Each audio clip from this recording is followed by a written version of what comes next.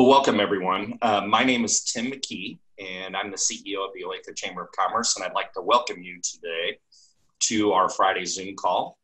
We have a wonderful presentation today, and I have a few things prior to our guests going ahead and speaking. I just wanted to let you know that if you have questions for our guest speaker, please feel free to write in the chat, and we will try and ask our speaker as many questions as we can. Today, with us also is Susie Carson, our Vice President of Membership, and she will be asking those questions of our speaker. Today, we have a sponsor, and that is Nabholz Construction. And Ron Ferris, their Executive Vice President of Business Development, is with us today. And Ron, I'd like to thank you for being our sponsor. And Ron, can you introduce our speaker today? Absolutely, Tim. Thank you so much for having us on and letting us sponsor this event. It's an incredible coincidence that we're on here with Bill Faflick this morning, talking education, Kansas education. Nabholz Construction is actually one of the top 20 healthcare and K-12 facility builders in the United States. And so about this time every year, we're wrapping up somewhere around 1 million square feet of K-12 space. So this year, we were able to wrap up a little early because of the pandemic. But we are very excited to be here this morning and visiting with everybody. And it's my pleasure to introduce Bill Faflick, who is the Executive Director of the Kansas State High School Activities Association. He is completing his third year in that leadership role after a 32-year career role at Wichita Public Schools, where he served as Assistant Superintendent, Director of Athletics.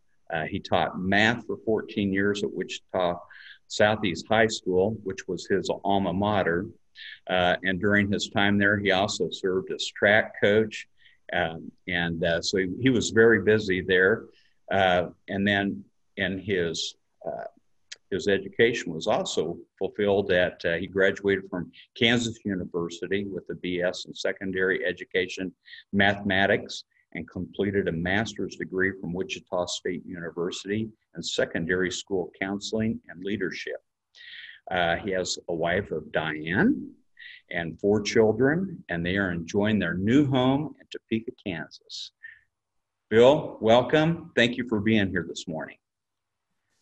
Well, thank you so much, Ron, and thank you for the great facilities you provide for the students in Kansas. We have the very best students in Kansas, and certainly outstanding educational facilities and instruction take place in Olathe and across the state. And in my opportunities to work in education, I've had a series of having the blinders removed, and I started as a teacher and as a coach, and I thought I would do that the rest of my life. And, I was so focused in on that, and I never realized, there were other schools in Wichita until I had the opportunity to work and serve in a district office and found out how great the other schools in Wichita were. And then I had the opportunity to work in a variety of capacities here as a board member, and then through our state professional organization, the KSHSAA, and I found out there were great schools across the state of Kansas. And certainly Olathe is a leader in education, a leader in activities, and they do so many things so well. And we're so pleased to be able to spend some time with you today. So thank you.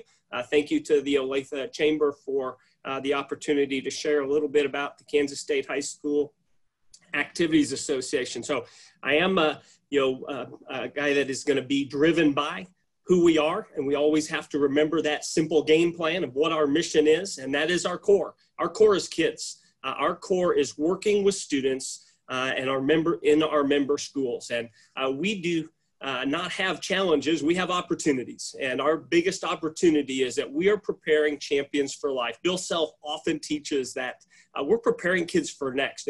He's preparing his players for next. That next inbounds play, that next offensive possession, that next defensive stop they need to make. Well, as educators, we're preparing kids for that next opportunity in life, that post-secondary opportunity. And we believe the activity program in the member schools of our Activities Association really does that very thing. So we are love to honor kids. We love to think about championships, but it's much more than championships. It's about participation and engaging. And so we think about how excited kids were to come to my Algebra 2 class or my calculus class at Southeast High School. I'm not going to give you guys a quiz later, so when I start talking math, it's only if you're not paying attention we'll break out the math quiz questions. But it's about recognizing those kids, and they're excited about school, yes, but they're excited about representing their school in competition. That's why the activities program is so important. It's not just about the gold medals, it's about that journey to get there and the benefit of participation. In this season of a global health crisis that is impacting every one of our schools, we need to remember it is about participation. So I want to just start with a quick quiz. How are we different than the European school activity model? Do you know that in Europe, they don't have school activities, it's all club. There's no education basis for what they do. Open to those that want to pursue that and have the means to make that happen. How are we different than recreational sports? We're not open to everybody. You have to earn that opportunity to represent your school. When we talk about preparing for next, we talk about holding kids accountable to earn eligibility through academic success, to earn eligibility through appropriate citizenship, doing things right in the classroom, in the hallways, and in the community. How are we different than club sports? Well, we're not driven by that championship and that next level and that only accessible to those that can afford it, but we are driven by that educational platform of working with the classroom teachers, working with our building administrators, so that what we do is enhance academic achievement. We know that kids in our activity program graduate with higher grades, higher grade point average. They graduate at a higher rate. We know they have increased post-secondary opportunities and success in those opportunities. We're different than the NCAA, probably more so than ever before. It seems like that gap between high school and interscholastic and the collegiate level continues to widen as it becomes a money-driven and a championship-driven pursuit. How are we different than pro sports? It is. That is all about the money and all about the market share, and that's not where we are. We're about teaching those life lessons, helping kids learn how to be accountable, how to work collaboratively, how to communicate, how to overcome adversity, how to be inclusive in that. We have a student focus, and I'm a nerd. Yes, I'm a data nerd. I'm a nerd. My kids would tell you that. My staff would tell you that. And I got 3 numbers for you to consider. 214,137. I'm pausing for you to think about what that number means, and that number means the number of kids that are in Kansas high schools this past year. We don't have the number yet for the upcoming year because that number will be determined on a September 20th count, so September 21 this year. 113,196 of those 214,000 kids participated in an activity administered by the Kansas State High School Activities Association. But they did that 291,000 times, nearly 300,000 participation opportunities. If I was with you, I would ask you, what is the single biggest participation activity we have? Because we're not just sports, folks, and that's a hint. Single biggest participation opportunity, if you write that down on your notepad, it's music. It's music. We impact more kids with our music festivals, with those opportunities for kids to pursue performance opportunities than any other activity we have. Our biggest athletic activity, one of my favorites, track and field. We have more kids participating because it's boys and girls participating in track and field. We have a fabulous state championship track meet, but it is all the meets that lead up to that and how we have something for everybody in track and field. We do sponsor 36 activities. We are academic based. We are athletic based. We have debate. We have music. We have Scholars Bowl. We have leadership opportunities for our students as well. And we'll talk briefly about those. We have 356 high schools across the great state of Kansas and 408 middle schools that participate. But leadership development is what we're about. It's through the actual activity participation, but it's also through the activities we sponsor, like Student Council, where we teach about student government and we have students serving in their leadership roles at their respective schools. We typically have, in the course of a summer, well over 400 at Emporia State for a week-long leadership development conference, which is outstanding. Our KAY, if you're not familiar with KAY, the Kansas Association of Youth, is a public service organization that is in many of our schools across the state of Kansas because they are teaching kids how to engage in their communities, how to serve others. You know, Joe Ehrman often teaches that you have to love yourself, you have to love others, and you have to find a cause bigger than yourself. Well, KAY is one of those that preaches that models that, and makes a significant contribution in the lives of the participants, but also those they serve.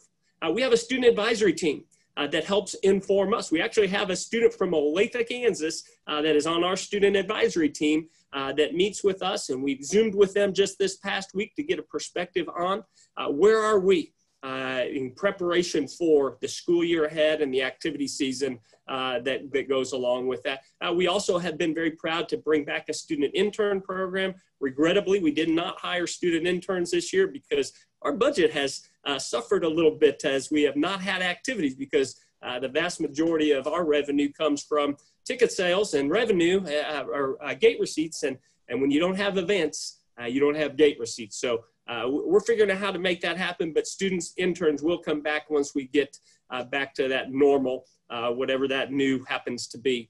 And again, we talk about our championship events and those 36 activities, and certainly proud of that. Whenever I talk about where we're going, I want to look very quickly at where we've been, and I always start by talking about taking care of kids. And we start about risk minimization. These are some of the topics I'm going to fly through because I have been doing seminars across the state, all via Zoom. We have engaged with hundreds of ADs over the past week, coaches as well. Those meetings are going on even today in activity-specific meetings. And some of those training sessions are 3.5 hours. And when I suggested to Tim this morning that I might take 3.5 hours, the answer was, well, you might. But we're going to close you out in about 10 minutes. So I'm talking very fast. When I get excited, I talk really fast, and I am always excited to talk about kids. So some things that we've done, first and foremost, taking care of kids, having a plan, communicating that plan relative to safety protocols that are in place, practicing it. We know fire drills, we do crisis drills, and then being able to execute that plan because it's important. While we have 100,000 plus kids participated, always comes down to Hope, Jake, Nate, Abby, my 4 kids, your 4 kids, your kids, the kids in our schools, because of days like this.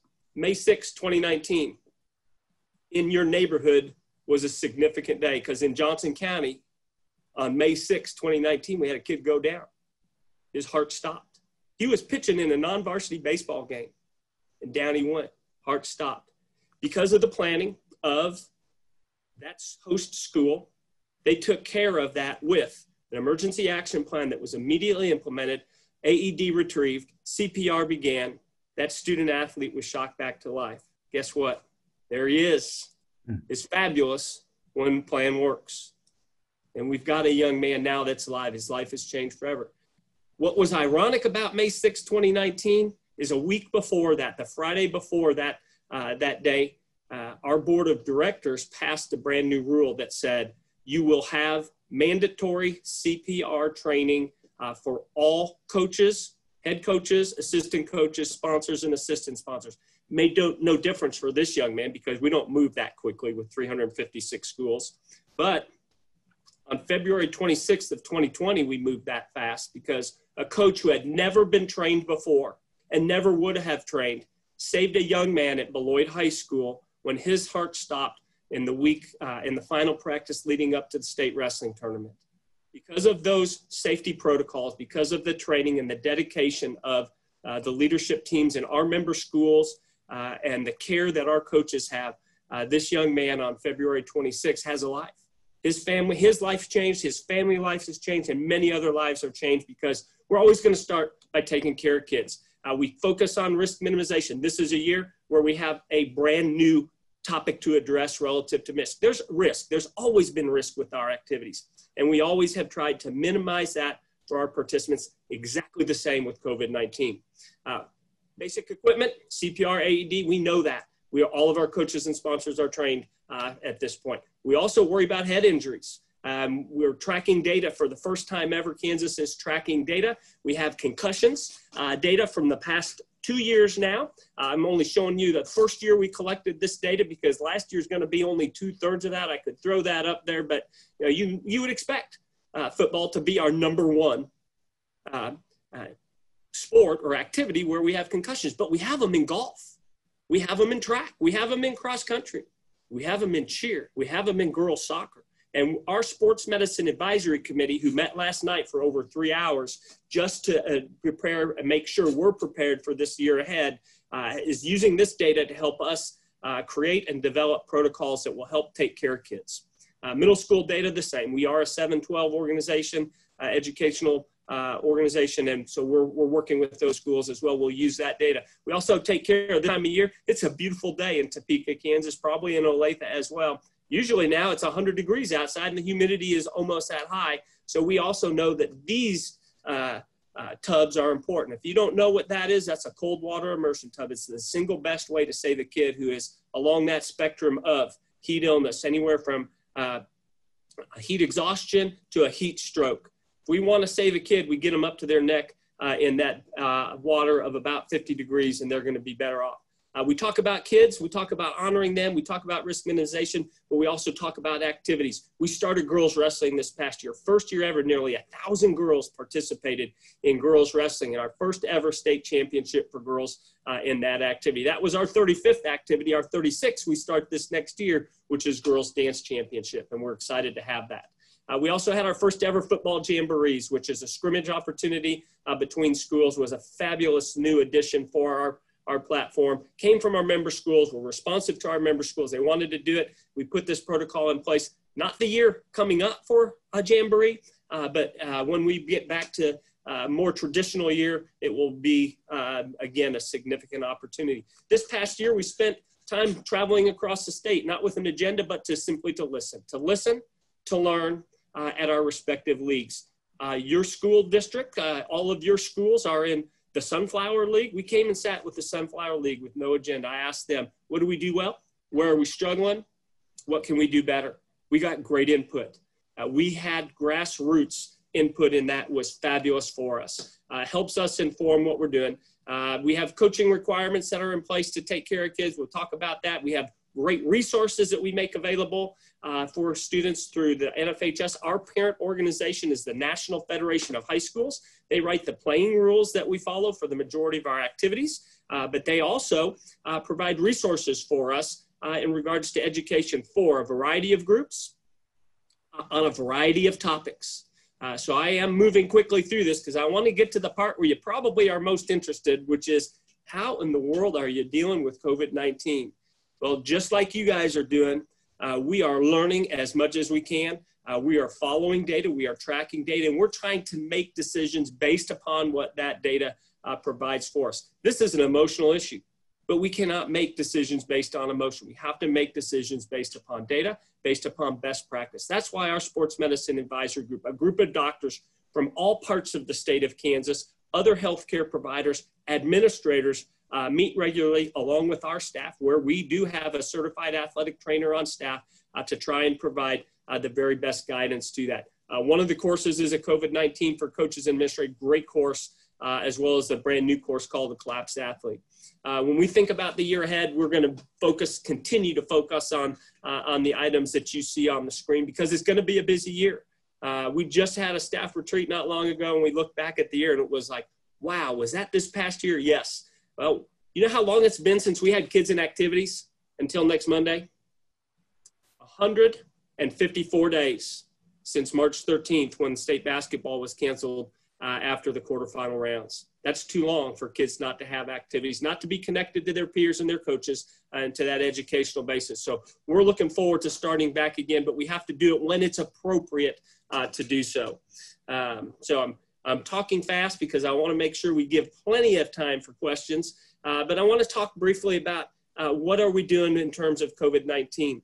We have provided a synthesis of a lot of information from a variety of sources and developed 6 pillars of risk mitigation that you'll see prevalent in all of the materials that we provide. Yes, in our general guidance, that is, cuts across all of our 36 activities with a focus on the 11 fall activities that start next Monday. And those start with being aware individually of the responsibility we have as teachers, as educators. We have to teach best practice. We have to insist and we have to model wearing a mask. We have to model washing our hands. We have to model social distancing. We have to do those things. We have to communicate that. We have to share that. We have to hold our kids accountable to follow those best practices. If we want to have a school year that is significant for our students, we all play a part in that, and it all starts now. Hashtag starts with me is a sportsmanship theme, but it's also very relevant to COVID-19 and what we're doing here. We have a screening protocol that's in place. So we're checking just as they would if they're coming into your business or they're coming into your community of how are you feeling today? Do you have a fever? Do you have a cough? Do you have you got any of the signs and symptoms? Have you been around anybody that's been positive? If that's the case, we're going to see you when you're asymptomatic and you've gone through that quarantine protocol or that exclusion protocol. And we want you back because we value you, each of your students, but we want to make sure you're healthy to not impact those others. We have all of these pillars well developed in each of the activities, both universal precautions that are cutting across this, but it's a balance and it's going to continue to be a balance. And when we have the considerations, we start with the importance that we recognize that participation in school-based activities is a choice. It's a choice that each family has to make using information that's available, having confidence that school administrators, school coaches are going to follow those best practices. Because we know the benefits. We know the benefits, as I've shared with you already, about elevated academic achievement, about the development of leadership and personal social skills that are so important. The mental health of our kids is often defined by who they're with, and it's informed by the lessons that they're learning through activities. And yet with this year, we have the risk of COVID-19 and the potential transmission of that. So families have to evaluate, do we want to have our student participate? Do we want to have, as a school, participation in each of the activities or some of the activities? So there become a series of choices where you weigh the benefit versus the risk and recognize that there are going to be decisions, and some schools, some in your area, may not be participating as we move forward. So we talk about some of the guidance that we're provided, how we're developing that, the newest information, the gating criteria is really a combination that the State Department of Education, and that's not us, but we work very closely with the KSDE, have developed with the KDHE and have shared starting yesterday with a Board of Education, State Board of Education approval earlier this week to our superintendents. I'll meet again superintendents today, and I get to sit in on those discussions about how does that apply in your area as an option, as a consideration. Your school and your district will decide, how do we follow this? How does this apply? But again, so local boards play a lot of this because this is not a one-size-fits-all pandemic. And what's happening in Johnson County is not happening in Ford County. It's not happening in Seward County. It may be very similar in Sedgwick County. Our high metropolitan, our dense areas, our densely populated areas of Sedgwick and Johnson and Shawnee counties are certainly in a little bit different position. Again, we have identified with the National Federation and are congruent with the National Federation in identifying our high-risk activities. We only have one in the fall, and that's football. We have moderate risk activities, and we have low-risk activities like golf and tennis that are underway as well, or will begin on Monday.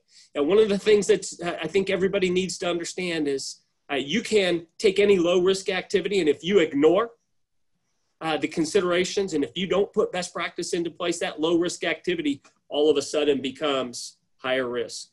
And in a similar manner, I can take a higher risk activity and mitigate that risk and move it down that continuum. And it's why it's so important that our coaches are accountable, our athletes are accountable. We have a lot of groups. So in education, we're known for our acronyms, and we often throw those up so people don't know who the heck we're talking about. But everybody knows who the CDC is now. And our state leadership, our health providers there are so important. Our state education department is important. Our partner, the NFHS, and the national governing bodies for sport. You know, another group I lean on a lot are the Midwest executive directors, my counterparts in the states that are part of Section 4 and Section 5, which are the Midwest states in the National Federation family. We're very similar in how we're responding, yet we're unique in the application of that.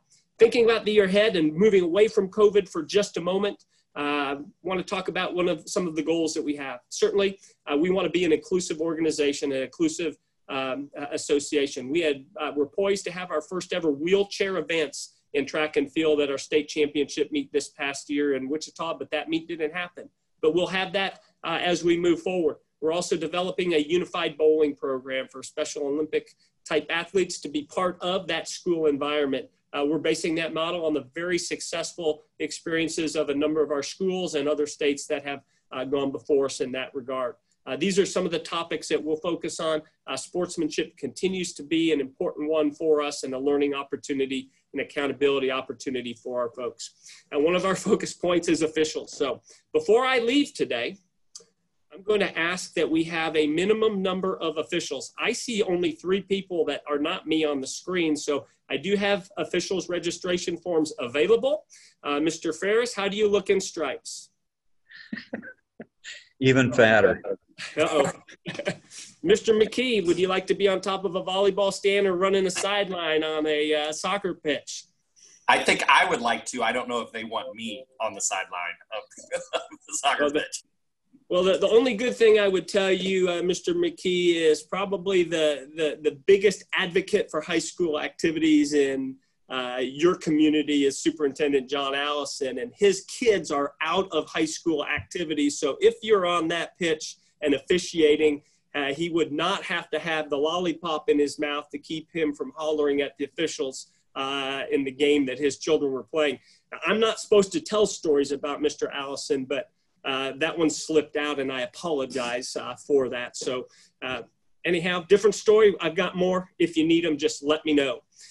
We're going to talk about classification this year. We've worked on this issue extensively. It's one of those things that goes in cycles, but there's a number of schools in some parts of the state that are very concerned about the disparity of championships won. I'm more of a participation-driven executive director. I want more kids participating and benefiting, and if you win championships, that's absolutely great.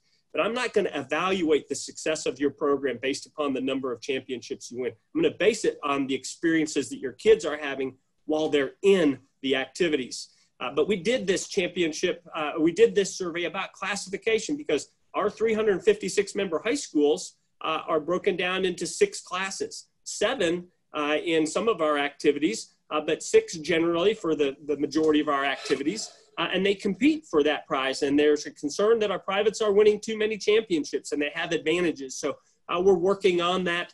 We sent a survey to principals to look at some different models of how we might classify because classification drives who you compete against in that postseason. And the number one thing that our principal said that we should do is just what we're doing.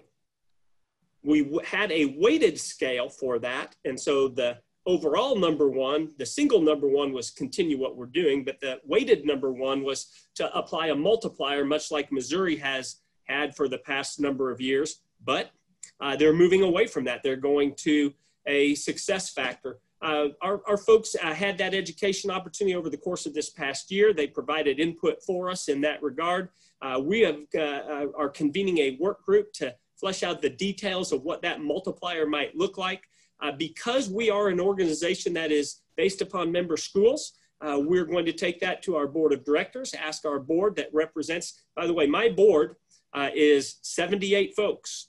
I have 78 members on my board of directors that would have to, by majority, pass any rule change like this. And that would, in this particular regard, would only be step number 1. After it does, if it is successful in that regard, we would take it to our member schools. It would have to pass the majority of our member schools. It would also have to pass the majority of the classifications that are impacted, which would be 4 out of 6. It also would have to pass our State Board of Education because it is a bylaw in our handbook, and because this particular rule is based upon Kansas statute. We would then go to our elected officials and ask them for relief from Kansas statute 72-130, which says you shall classify schools according to student attendance.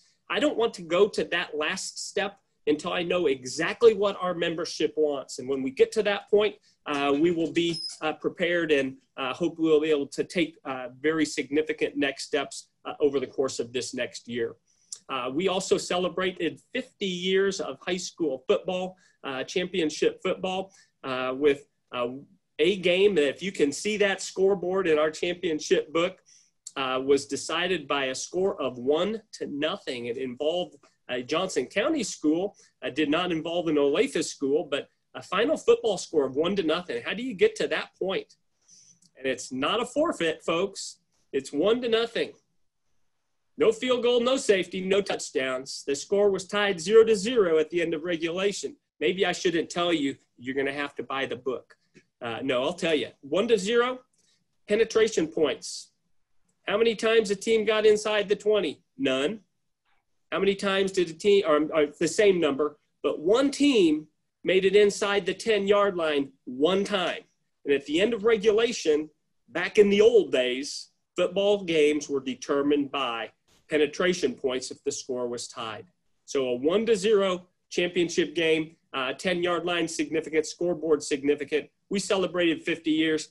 This is 75 years for girls volleyball, so we're excited to celebrate that in the year ahead as well. So I thank you for the opportunity to fly through some things that I wouldn't take 3.5 hours to do, but certainly may have generated some questions, give you an idea of where we are right now and where we're headed. And I look forward to being able to engage with you and potential questions. And so if there are any, I'd be happy to entertain those. If not, then we'll get out the calculators and we'll begin that math quiz. Wonderful, Bill. Thank you so much. All right, we do have a few questions, of course, and thank you so much for that presentation. It's very energetic. We appreciate that.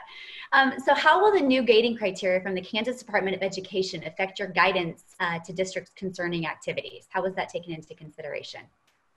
Well, certainly the gating criteria is very significant. We spent, with our Sports Medicine Advisory Committee, we spent a lot of time talking about that last night. And, you know, from the perspective of our SMAC, we want to empower our schools to look at data to do that. This is a great way to do that because they've identified with that criteria some key considerations relative to school being in session and then activities associated with school. And if your prospective community is in one of those danger zones of orange or red as identified by the department, it would be a strong consideration for a district to consider, you know, ceasing face-to-face instruction and potentially activities that go along with that. If you're in that yellow category, you're kind of in that between area, maybe you curtail some of those high-risk activities like football games where there is that face-to-face in the absence of social distancing. If you're in the green, it's all systems go. What is unique, though, is when you look at that criteria in a very heavily populated area and that the density like the Johnson County community, 1 or 2 cases doesn't have the impact that it would in a Western Kansas community. And this is a significant issue and for about 100 of our schools, but for about 250 of them, they have no idea why this gating criteria even came into play. So we're recommending that schools consider this, but it is not a mandate that they follow that gating criteria. One hot spot of a nursing home has no impact on school activities, and that would shut down schools using the gating criteria in some of our Western Kansas counties. So I think you have to look at that data and understand what it means. I really appreciate the fact that there are multiple factors that you look at, including student attendance. As a longtime school administrator, you got to have kids in school. You have to have them engaged with their teachers and their peers and the material and that content so they can learn. And so having a factor that measures student attendance compared to the established standard, the average daily attendance, I think is a very wise move and a significant indicator for our leadership teams at our respective districts. Perfect. Bill, another quick question. So tell me about the conversation that happened when the Kansas Department of Education kind of threw the decision back on local school districts as to the start date. And then, of course, KSHSAA decided to start with sports on August 17th. Can you tell me what the conversation was behind that and how that impacts? I know Western Kansas is very different from a populated area, such as the metro. So what was the conversation there?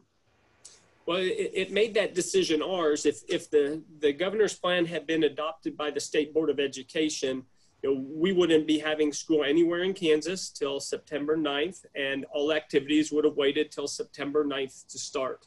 And we were okay with that because we want to align with those, with school. We're not standalone activities. We are not separate from schools. We are school-based activities, education-based activities. So it made it a decision of our board.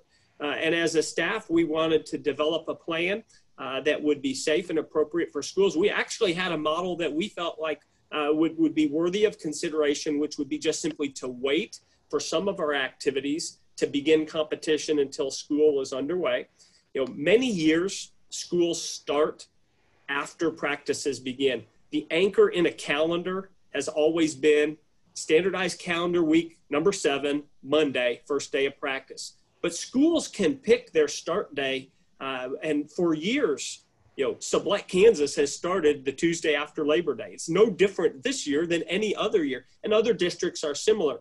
So this year, some school districts are taking their traditional calendar, pushing it back, still letting activities begin. And our board wrestled with the fact that, do we wait for activities to begin or do we not? So we don't have 10 members, we have a 9-member executive board, and this was actually a decision that they wrestle with. Do we take this to the full board or not? They would have needed to create that agenda item for that 78-member board to make a decision on. They decided, no, it can be a local controlled decision. If schools want to wait to begin activities, they can do that. If they want to wait to begin games, they can do that. And it became a decision that the association said, hey, we're going to start practice. All of our models had practice starting the 17th because schools have shown they can do practices by how they've conducted conditioning over the course of the past several months. Starting on June 1, they started having weightlifting and agility and strength conditioning type opportunities. They've had open gyms and opportunities for kids to be in schools. They've done well with that. Practice was the next extension to that, so August 17th seemed reasonable for that. Games in our low-risk activities, we wanted to begin right away. We thought maybe it would be consideration to wait for football, soccer, gymnastics, and volleyball because they're indoor or high-risk activities, but our board felt like enough schools were ready to go, let them begin if they feel like in their area it's appropriate to do so. I hate having member schools have to make those decisions and not have a universal start date. But in this regard, because of the diversity of Kansas and the lack of a one-size-fits-all pandemic, that was a decision that was made. With full recognition, what happens in one part may well ultimately impact another part. Bill, this kind of leads into our next question, and this is from one of our participants, our attendees. Thank you for commenting on the importance of music to our kids. At our high school, marching band camp was canceled, but we understand weights and football practice continue.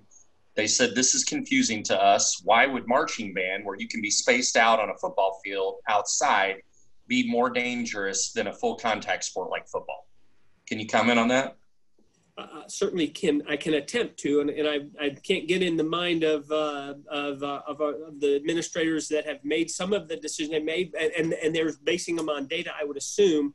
One of the things that I know a lot of schools waited on was the results of an aerosol disbursement study that was sponsored by our organization and the National Federation of High School. This was a research project done at the University of Denver and then another institution back east, where they actually looked at the plume of your voice when you're singing and performing with instruments, woodwinds, brass instruments, and then putting some type of filter over the end of those. And you can actually see in the research, the YouTube videos to me are just incredibly engaging because you see how an athlete or a performer voice, the droplets carry when there's no type of filter on that. And then you put the mask on the end of that instrument or the end over a mouth, and you can see the reduction in those plumes or that cloud of from your voice. So they're waiting on that. That was released the first week of July. And there was a lot that was unknown about marching band. Anything that happened over the course of the summer with football, we hope followed our expectations of social distancing. Most of those weight rooms were moved outside. Every school that I'm aware of took their kids in the metropolitan area and they put them on the track. They moved their equipment outside. They did their activities outside. We don't like football any more than we like music. I came out of the Wichita district and I always said I had 10 favorite high schools because that's how many high schools I had. I had 36 favorite activities, and the benefit for participation in music is absolutely the same as the benefit in participation in football. And guess what? It's the same for a JV soccer player as it is for your elite state championship cross-country runner or your first chair performer in music, et cetera. So it's for all levels of kids. So I'm not sure why band did that. Maybe it's number of kids. Maybe it was the equipment. There was a lot really evolving in music that was they were waiting on. So that may have been a consideration. I have a nephew who is a drum major at one of your schools for the year ahead. Do I want to see your bands perform? Hey, you bet I do. I also want to see your football teams play and your cross-country kids run and your choirs perform. I also have a daughter that's going to be a music teacher. So yes, music is important. All of our activities are important. Bill, I've got a question for you. So plays, drama is not considered under KSHSAA, is that correct? That's correct. Has there been conversation about that? I think there's some confusion on where that falls this year because it's not a KSHSAA activity, but it is left to the schools. Have you had any conversation on that? We do provide administrative oversight for forensics, speech and forensics, and a component of forensics are those performances. One-act plays are part of our forensics championships in the spring, but a regular season, a production that you put on during the regular school year, during buffer week is often time where you're going to have a music concert, you're going to have a drama production, et cetera. Those don't fall under our jurisdiction because you don't have to have eligibility to participate in those. Those are typically under the direction of a classroom teacher, and you get a grade for that, just like you do for being in choir. So while our rules are very parallel to that and there's overlap with that, we do not have to be eligible to be in your music choir. You have to be eligible to participate in a festival where there's going to be a rating. There's going to be an evaluation, a ranking, or a rating. Bill, I have a question for you. Some counties voted against mask mandates. Does it concern you when looking at teams from various districts playing each other or rural, coming into more urban areas that have higher COVID cases? Does that, how does that factor into your decision making? Does it concern me? Yes, yes, yes. I want kids to be masked up. I want best practice. I'm not going to get into the debate. I know I have a team of doctors that said wear masks, and that is our song. You wear masks. So we've used leagues. Remember, we have 38 leagues in Kansas, and we have worked with our leagues to help them have a uniform masking policy because regular season belongs to you, the member schools. It doesn't belong to me, the association. We govern the postseason, and for our events in the postseason, you're going to be wearing masks.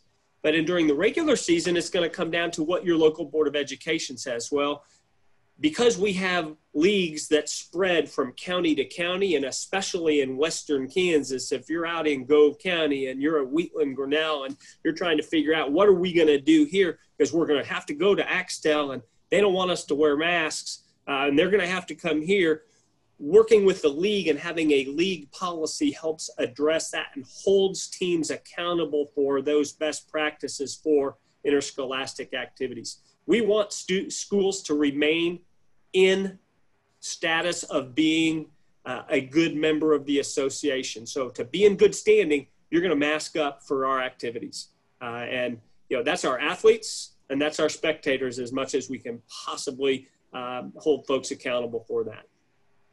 So Bill, you answered maybe another question, which is a lot of the protocol actually during the school year is left up to the individual school district or school, correct? And then your organization then oversees those events when they get to the state level, the state championship level. Is that correct then?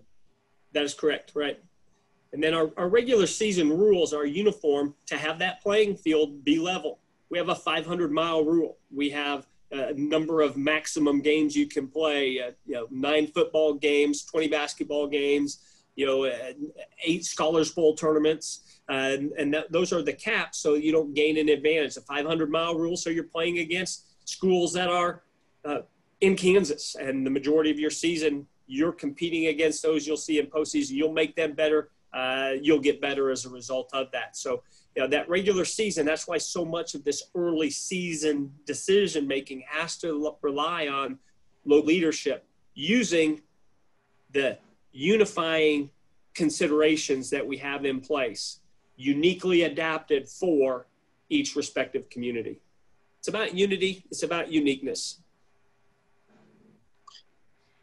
Thank you, Bill. We have a question here about, let's see, sorry. We've seen various college football leagues being canceled or postponed this past week. Would you consider that doing the same for Kansas if we see cases rise once we start sports? Certainly, that's always a possibility. Colleges are very different, and we watched with interest the Big 12, and I would really like to have the conferences that have canceled answer the question why. Why did they cancel? Was it because it's a revenue source and they're trying to protect that and save it for a spring opportunity? Is it because they're fearful of liability for kids that may be impacted? Is it because they simply can't take care of the health of their kids? And the response to that why question helps inform our group. Our doctors believe that with the considerations being implemented with fidelity across the state, we have a really good chance of having regular season and potentially postseason. Postseason's the last thing on our mind. Yes, it's my revenue source, but I'm much more prepared to not have that if kids can have a regular season. That is the important part right now. So college is so different to, kids come from all over the world to be on college campuses. They live in dormitories. They're not, they're communities. They have different access to things in their free time than high school kids do. Yes, some high school kids have some of those same freedoms, but it's usually much more of a constricted, confined bubble. I thoroughly applaud the schools in your area that have put into place some travel restrictions of, hey, we're not going more than 30 miles to play because we're going to stay in this area. I think that's great. We hope that by the time we get to the postseason, we can go a little bit further and maybe even have a state championship or a regional championship. And if that's where we end, I'm going to be okay with that because kids have had the benefit of participation. And that's what our goal is. Bill, to answer your question, we could end up canceling. I hope that's a last resort. Before we get to that, we would go to push to later in the year. So I'm sorry, Tim, I didn't mean to speak on you. Oh, no, Bill.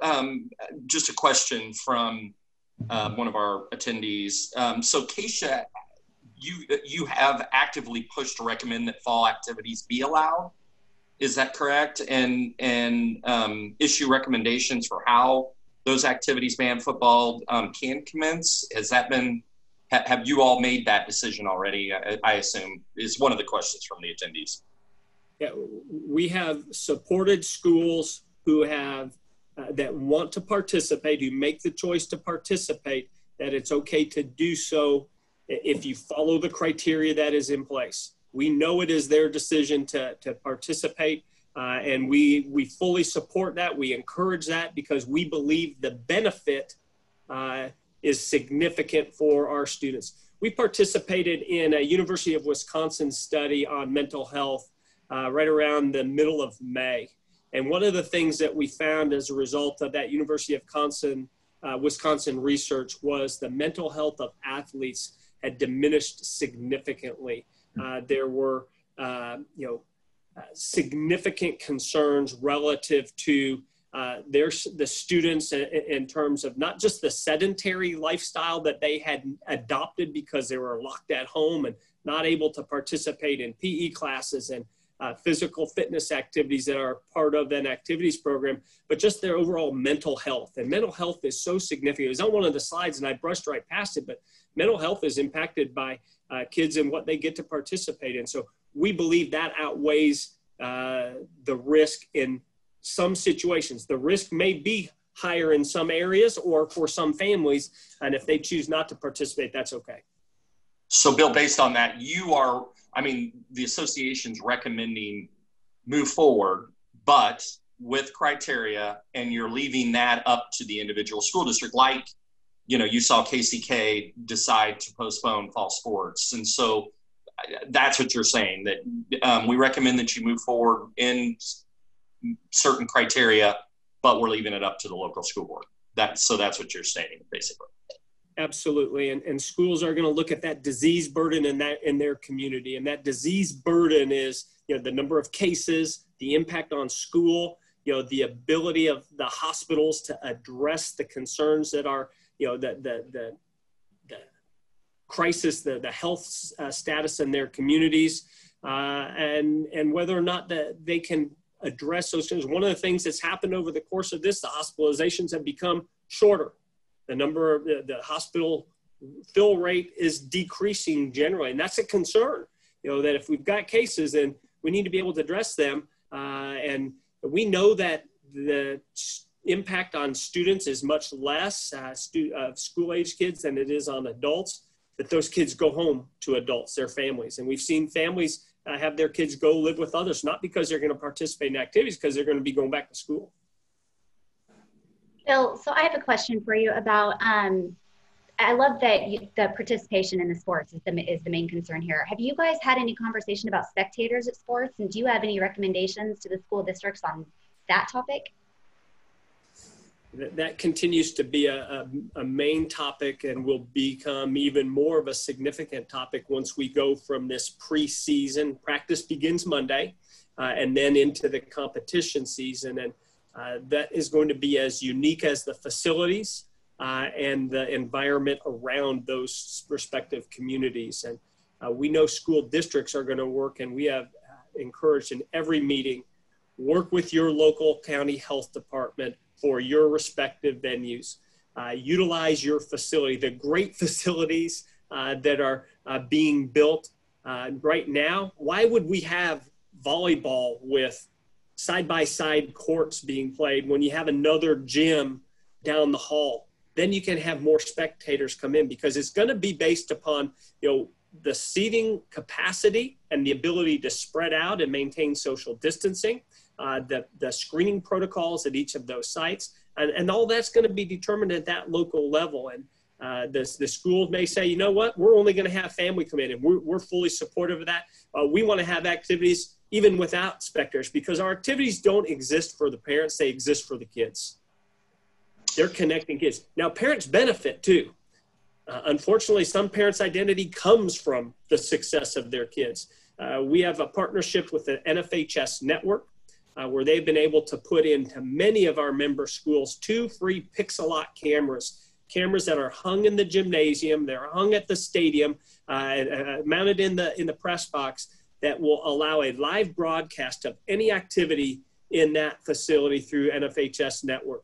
And as a result of those free cameras, if you cannot come to a facility, you can still see that game. It may not have commentary, but you can still see it. It's really, technology is fabulous. It will focus on the court, and it follows the action from one end to the other. So it's not just a broad pan of that, not a 100-yard field or 120-yard field. It will be where the ball is and where the kids are running and participating. So it really is a great use of technology and still allowing parents to be connected while kids participate. The goal is kids. If parents get to participate and be there, that's great, but it may not be the same.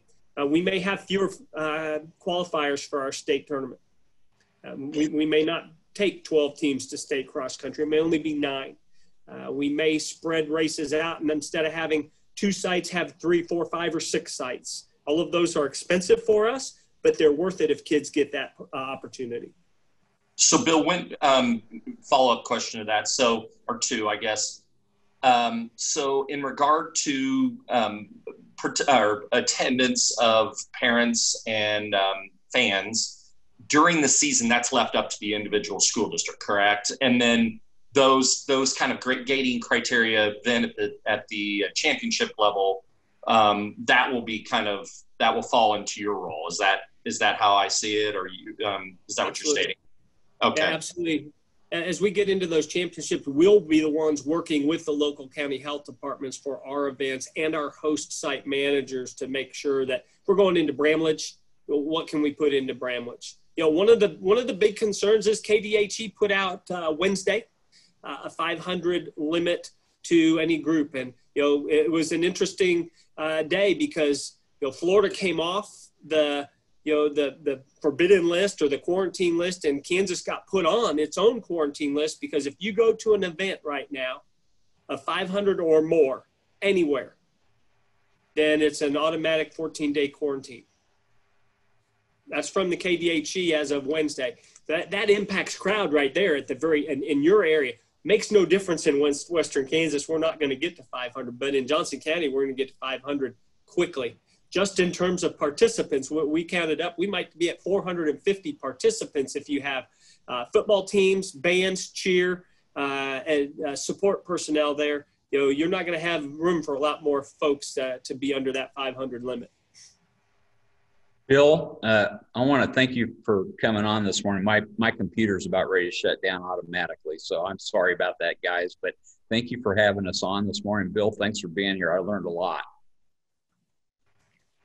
Well, thank you for the opportunity to be part of it. And I think we've lost Ron, but Tim and Susie, thank you for the opportunity. Olathe Chamber, thank you for what you do in that community, how you support education. Your future is our current. Our kids are your future, and we know that. And there's a lot of them, but it always comes down to Hope, Jake, Nate, and Abby.